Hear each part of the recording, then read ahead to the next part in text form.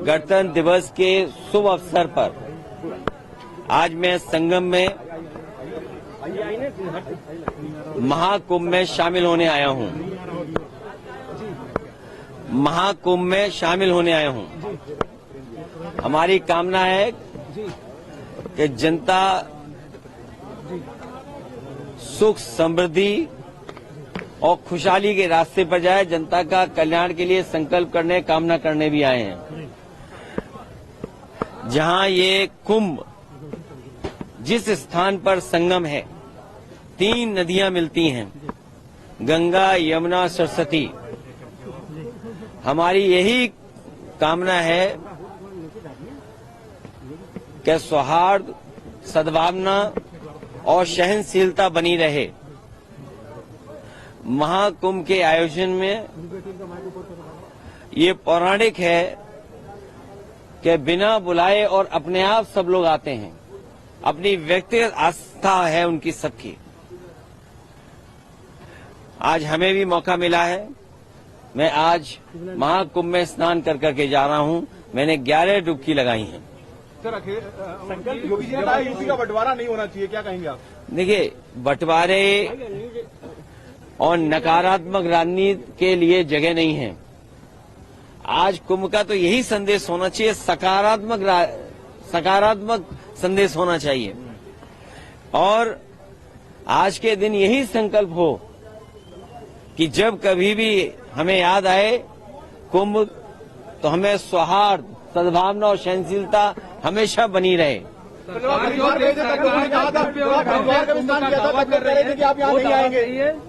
देखिए,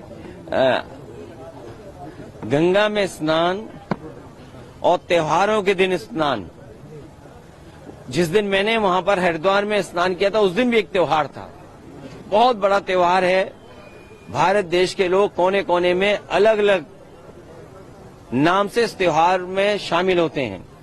उस दिन हरिद्वार में स्नान किया था और आज संगम में स्नान करने का मुझे मौका मिला है। योगी जी कह रहे हैं बुलडोजर चलता रहेगा, नहीं रुकेगा बुलडोजर। देखिए, बुलडोजर चले नहीं चले, सरकार कैसे बचेगी?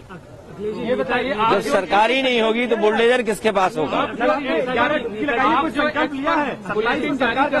संकल्प यही है कि सौहार्द बना रहे, सद्भावना बनी रहे, सहनशीलता हो, और जो भी स्नान हो सहनशीलता के साथ स्नान होना चाहिए। ये सरकार के लोगों को कोई स्पोर्ट्स इवेंट नहीं बनाना चाहिए इसको। ये आज जो सरकार पर बुलेटिन जारी करते हैं, अब वो आगे जारी होगा या अब खत्म होगा? आपने आके व्यवस्थाओं को देख लिया है? देखिए,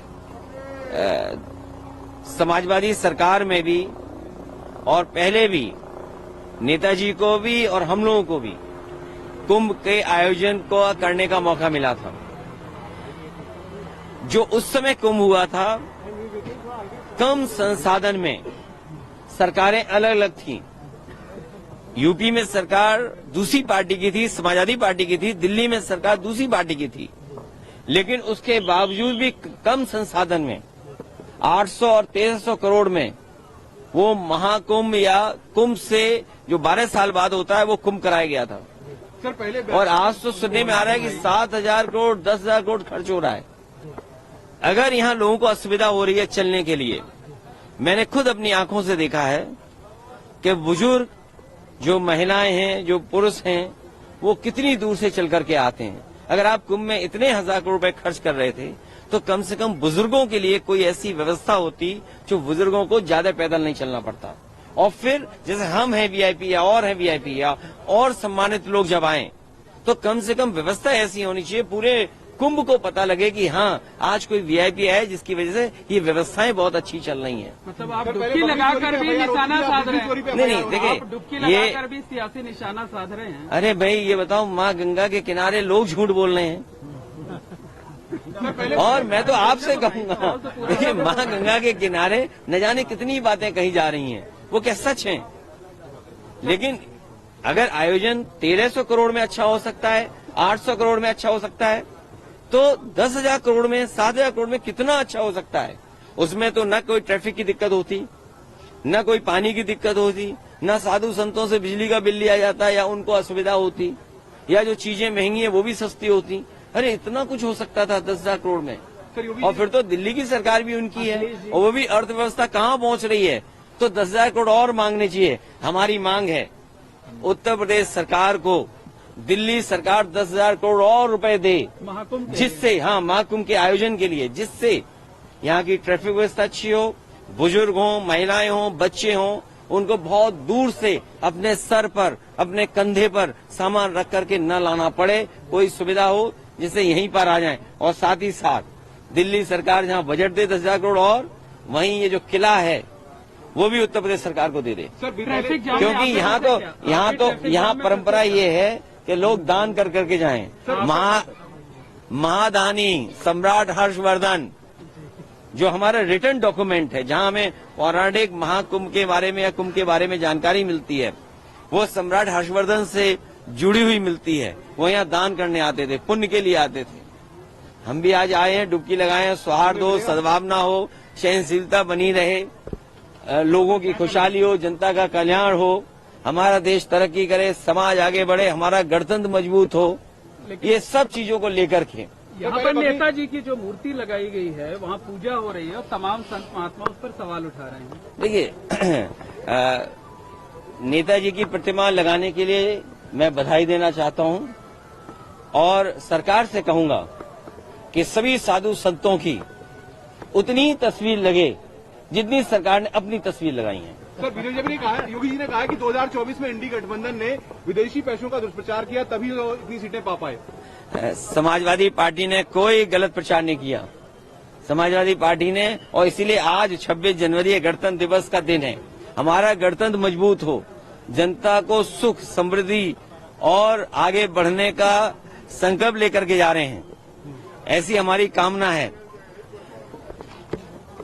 संविधान का सम्मान हो, आज के दिन ये भी संकल्प लेना है। सर, तीर्थ स्थलों का सच सामने आएगा, संभल का भी सच सामने आएगा, योगी जी कह रहे हैं। देखिए, संभल का जब भी सच आएगा तो सरकार के बहुत सारे लोग कटघरे में खड़े होंगे।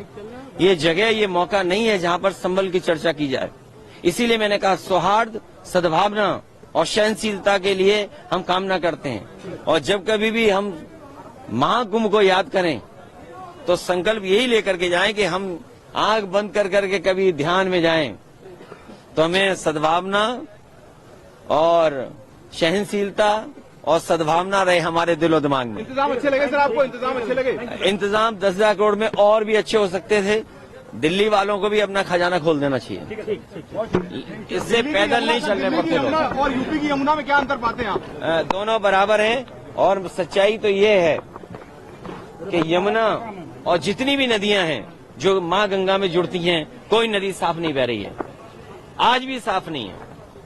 लेकिन ये मौका नहीं है, आप लोग भी नहीं सच दिखाओगे, हो सकता है कोई नाला यहाँ भी जुड़ा हो सीधा।